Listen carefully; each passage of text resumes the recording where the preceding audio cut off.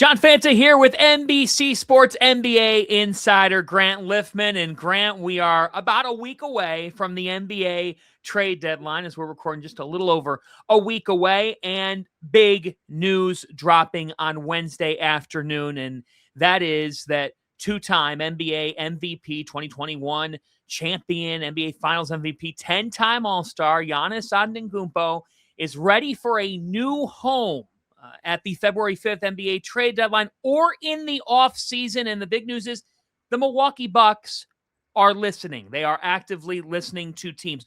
Grant, what can you tell us about this situation? What do you make of it? So this is a major development because really what teams have been waiting for is to find out, like, is Giannis actually going to ask out? Now, I love the wording of this. He was ready for a new home. It didn't say asking out, but is ready for a new home. So this signals to everybody that it is time. It is actually a real situation now where Milwaukee will listen and have to really actually entertain the fact that they need to move Giannis Antetokounmpo. So the other thing to realize this, and I really want to emphasize this, it says by the February 5th deadline, but also in the offseason or in the offseason. And that is the key part about all of this.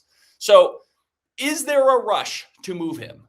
Not necessarily. What is the rush for Milwaukee? Right now for them, they are on pace to be a lottery pick anyway. Their pick would therefore go, if it goes very high, they will go, that pick gets swapped out to the Atlanta Hawks who own the rights. If not, the Pelicans and their picks, either way, they're right now destined for the lottery, right?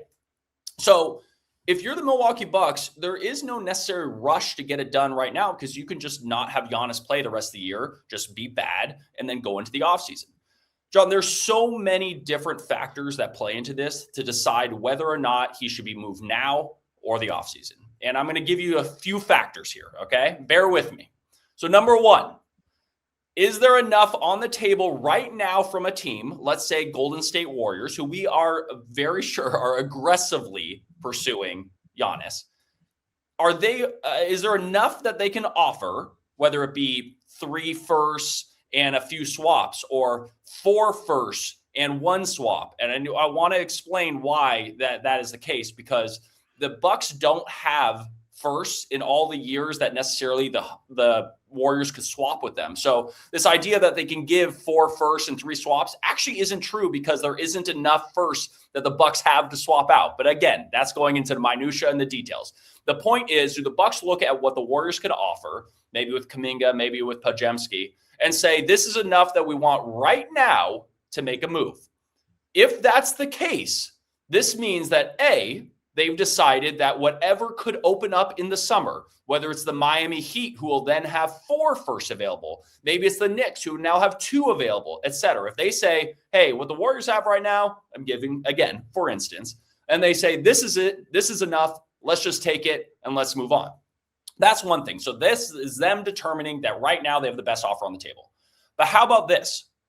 What about teams like the Spurs or the Thunder or Detroit, or all of these teams that may not necessarily be involved right now because they're trying to figure out what they have? But what if these teams learn more about their team over the rest of this regular season and determine, maybe Giannis is something that we want to add to our team?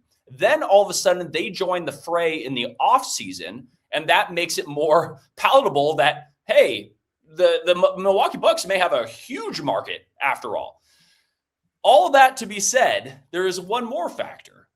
If the Bucks are trying to play the lottery this year, and if they're trying to get a good pick, one thing that also is determined in the offseason is the draft order. You don't have to play the lottery. It doesn't have to be a guessing game. You will literally know which team has what pick. And if you do that, then you can be like, hey, I'm trading Giannis for this pick because I know I want to select that player.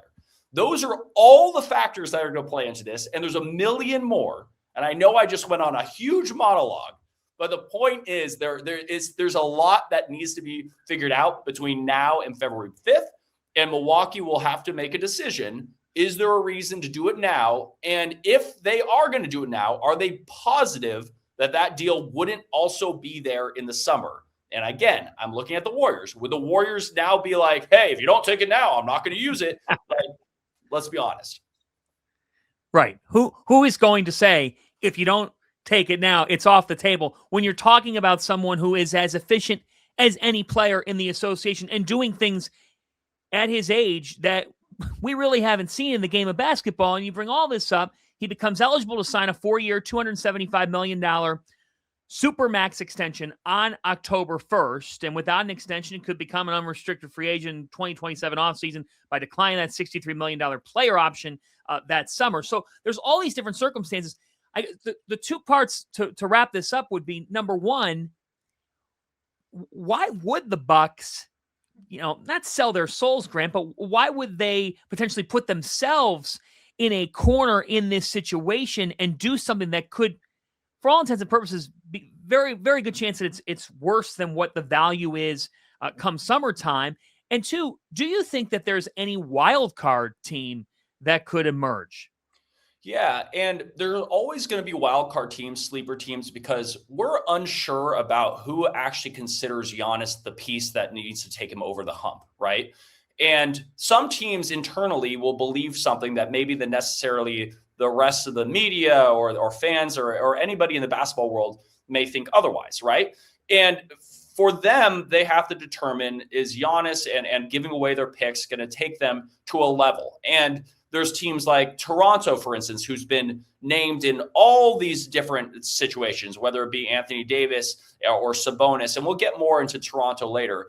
Or do you look at a team like Indiana, and do they say, hey, if we put Halliburton and Siakam and Giannis and go to the second apron in the future, when they all come back next year, is that push us over? And I'm just giving some examples of teams. Or maybe there's a sleeper team like Portland, for instance, that says, hey, let's go all in now. Can we convince Giannis to be here and resign? And that's a big factor, right? You want to make sure if you're giving all this away, Giannis needs to resign there. So there's all these possibilities. But for the Milwaukee Bucks, it really comes down to this.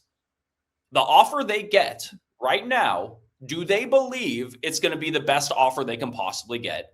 And at the same time, you have to wonder, how much are they committing themselves to honoring Giannis and making sure he gets to a destination that he's also happy with? That is a factor in all this, because if they didn't care, if they just said, hey, we're going to do whatever's best for us, then they could ship him anywhere. But what if they are to say, hey, let's work together. Let's do something that's good for you. Let's make sure we get out of this with exactly everything that we necessarily would want in this situation. So that also plays a factor in all of this. It's complicated. It's obviously complicated. But at the end of the day, there are teams that have a lot that they are willing to give.